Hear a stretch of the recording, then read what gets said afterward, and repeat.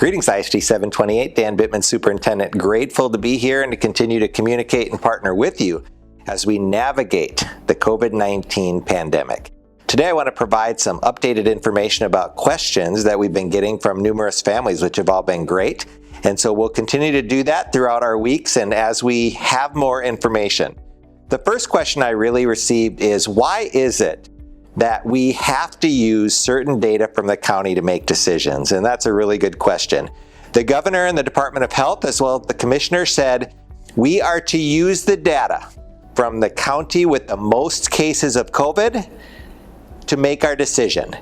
In that situation, we have a small number of folks, about 2,000 in our district of nearly 14,000, that come from Hennepin County. With that being said, we would be required to have hybrid for all students early childhood through grade 12. We could also and do have the option of doing virtual for everyone should the district decide to do that. We do not want to do that. And we have heard loud and clear from our families that they would like our kids to be able to be in school to the best of our ability. We have asked for permission from the Department of Health and Department of Education to use different data. For example, zip code data in the Hennepin County area, which would allow us, if we're given the permission, to have a different model. We also expressed concerns and asked for permission to not use data in Sherburne County for the current prison, recognizing that cases are higher at the prison. So the bottom line is that school districts are required to use the county data unless they're given permission from the Department of Health and Education to use different data. We have asked for that permission, and we are looking forward to a hopeful approval to do so. If we did, that will impact, and we will then be able to do something different. In addition to that, wanted to talk about what that might look like in the fall if we are able to use different data. So once we have that approval, unless something significant changes, that would mean that ISD elementary students, ISD 728 elementary students and early childhood students would be able to come face-to-face to start the school year. Again, we have asked for permission to do that and are awaiting that. If we are allowed to use different data, our early childhood and elementary students would be able to start the school year face-to-face, and our secondary students, those in middle school and high school, would be in a hybrid model. In a hybrid model, we are obviously refining that information now, and information will come out the week of August 17th. But for parents, the hybrid model would likely be very similar to the hybrid model in other districts throughout the state. Essentially, a hybrid model would mean that students would be on site in school 2 or 3 days a week and then be learning virtually for the days that they were not in school. You could expect that our model would be similar if that was the case. In those cases, in a hybrid model, students would be assigned to which days they would be in. We would prioritize having families on the same day, if and when possible. We would not be able to accommodate special requests to be with neighbors, friends of family, etc. Again, because we have 14,000 students. But we would prioritize family members to be on the same schedule. In terms of distance learning, more information will come as we talked about. But distance learning would be different than it was in the spring. So there would not be the flexibility per se, and there was in the spring, and there would be regular interaction throughout the day with staff for families. We have gotten a number of emails and communications about masks. I know that there are strong feelings. Many of you have emailed me that your children should not have to wear masks. And many of you have emailed me saying, how can we not have students wear masks? And I just want to comment that there is a mandate from the governor. School districts are not given choices, nor would they take a stand in that type of manner. The governor has indicated that masks must be worn unless there is an exception. There are 3 exceptions to not wear a mask that are allowed by state law.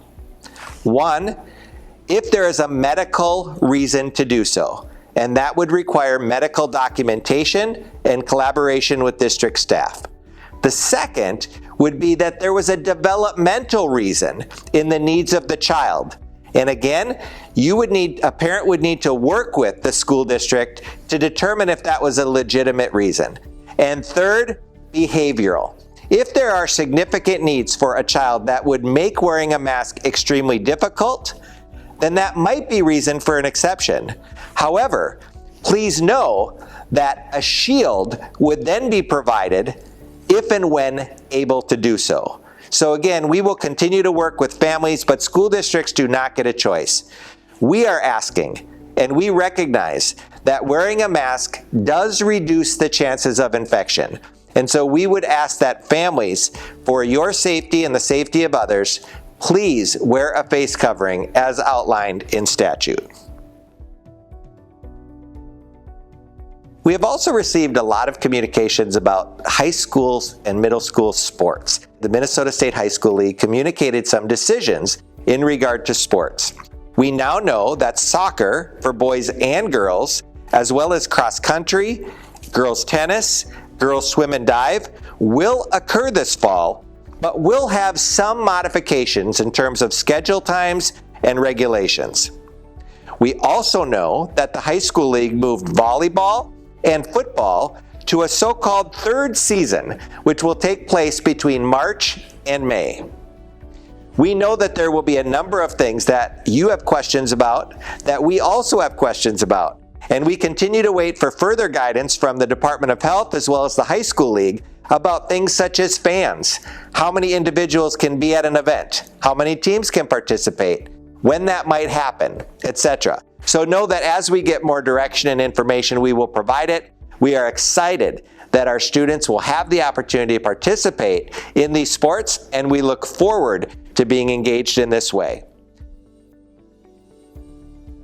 And finally, the next most common question relates to childcare. We are still refining the details related to our childcare based on such things as available space, staff, family need, and the safety, being able to follow the Department of Health requirements. At a minimum, school-age care must be provided for the district or school-enrolled school-aged children between the ages of 12 and under who are children of critical Tier 1 workers. Children of Tier 1 workers will be cared for at no cost to them during typical school hours. Our hope is to be able to provide additional opportunities during the day, as well as before and after school, which may result in being able to do so by a fee. Again, some of that will depend on things such as staffing and space. Finally, Tier 1 workers included in the state's order who will be provided childcare no matter what during the school day free of charge include healthcare and public health officials, law enforcement, public safety, and first responders, folks employed in food and agriculture, members of the judicial branch and essential services, the National Guard, which has been activated under the governor's executive order, educators and school staff providing in-person instruction or caring for children of critical workers, child care and school-age providers, and more information is on our website. There continues to be a number of great updates provided. Information about data, answers to frequently asked questions, and past communications remain there. There are also opportunities for you to submit questions, and we will always get back to you in a timely manner. We are grateful for the partnership. Continue to provide information that is needed and required for you to make good decisions. Similar to the decisions around the parent survey, all parents will have the opportunity to complete a survey related to distance learning and whether they choose that model or not after the details of all the instructional models are provided the week of August 17th. Again, thank you for being part of ISD 728. Thank you for working with us, and thank you for helping us to navigate this time during our international pandemic.